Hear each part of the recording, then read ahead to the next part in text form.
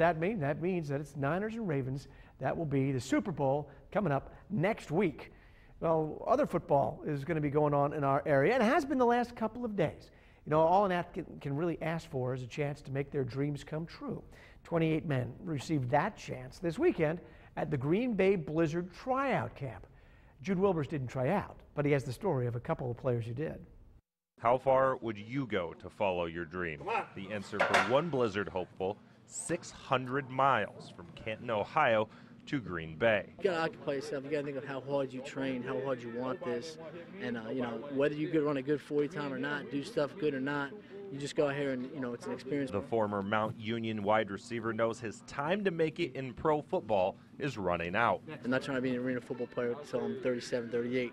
But I'm trying to do this what I can and, you know, have no regret. For John Nicholas of Oneida, after 4 years starting at UW Oshkosh and a year layoff, he thought his playing days were done until a workout partner convinced him to give the game another try. Just kind of taking a shot in the dark right now, I guess. I'm just trying to work hard, show that I have athletic ability, just impress the coaches.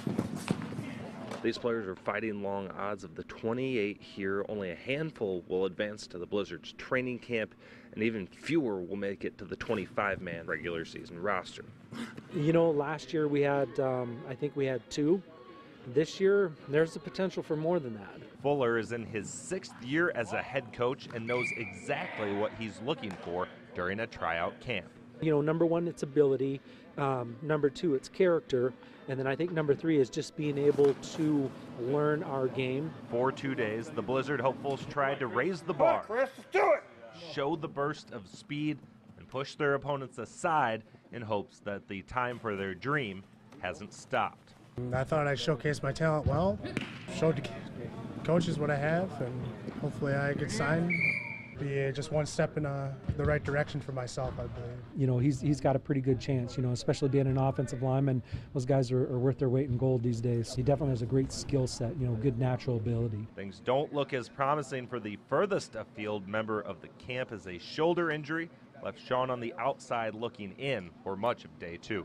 You know, and it's pretty evident, you know, his passion and how bad he wants it. You know, you got to be out there, you got to be making plays. How hard is that to be in a situation like this and have something like that come up where you're stuck on the sideline? Extremely hard, especially when you travel this long. Extremely hard, because you don't want that to hold you back.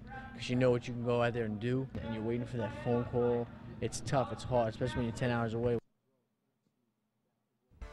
Thanks, Jude. Well, here's a look at what the Blizzard are going to be looking at here for the next little while. No cuts made just yet, but training camp's going to begin on the 28th, and the guys who are invited will be notified this week. And then they get going in mid-February against Sioux Falls. And don't forget, we have a youth night sponsored by Fox 11. That'll be May 10th, a little bit later on in the season, where the first 1,500 fans, 17 and under, get a free hat. So there you go. Put that on your calendar. Youth night, May 10th.